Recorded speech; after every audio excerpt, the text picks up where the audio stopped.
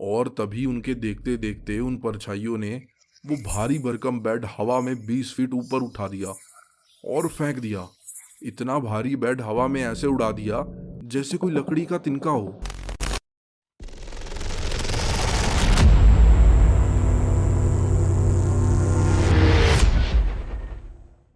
तो दोस्तों, अगर आप भी हमारे चैनल पे पहली बार आए हैं तो हमारे चैनल को सब्सक्राइब कीजिए, क्योंकि मैं हिंदी में आपके लिए मजेदार गोस्ट स्टोरीज लाता रहता हूँ, जिसे सुन के आपको बहुत मजा आएगा और आप मेरी आवाज के फैन हो जाओगे। तो चलिए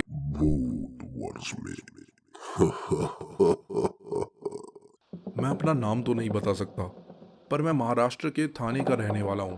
आज मैं आपको ये सच्ची भूतिया घटना के बारे में बताना चाहता हूँ जो मेरे साथ घटी थी।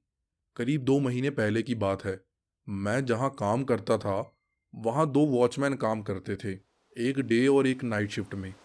नाइट शिफ्ट में जो गार्ड काम करते थे उनका नाम राजू है, और ये घटना उन्हीं के साथ घटी थी। साथ ही मैं ये बता दूं कि मैं जहाँ जॉब करता हूँ वो जगह हॉन्टेड मानी जाती है। वैसे राजू निडर इंसान है और हनुमान जी के बड़े भक्त हैं, इसीलिए उनको रात में ऐसी जगह पर डर नहीं लगता। तो हुआ कुछ ऐसा कि करीब 2 महीने पहले रोज की तरह एक रात में वो अपनी शिफ्ट के टाइम पर कंपाउंड में बैठे हुए थे। कंपाउंड का दरवाज़ा बंद था। साथ ही बता दूं कि कंपाउंड के साथ में एक फर्नीचर की दुकान थी, जिसके सामने एक बड़ा सा बेड खड़ा करके रखा हुआ था।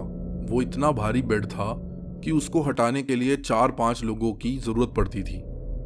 करीब रात में 2 बजे राजू अंदर बैठे हुए थे कि उनको अचानक से बाहर से हल्की हल्की आवाज आने लगी। आवाज ऐसी थी जैसे कोई अपने नाखूनों से दीवार को खरोच रहा हो। उन्होंने वो आवाज सुनी तो पता चला कि वो आवाज सामने उस फर्नीचर की दुकान से आ रही थी। उन्होंने जब देखा तो उनकी नजर बेड पर पड़ी, जो अपने आप ही हिल रहा था, पता नहीं कैसे। पास ही में एक पेड़ भी था। उन्होंने उस पेड़ की तरफ देखा तो पेड़ की पत्तियां बिल्कुल भी नहीं हिल रही थी, जिसका मतलब था कि वो बेड तेज हवा से तो नहीं हिल रहा। उनको ये बात बहुत अजीब लगी कि इतना बड़ा बेड अपने आप कैसे हिल सकता है। फिर उन्होंने ध्यान से उस बेड की ओर देखा तो उनको 3 परछाइयां दिखाई दी जो उस बेड को हिला रही थी।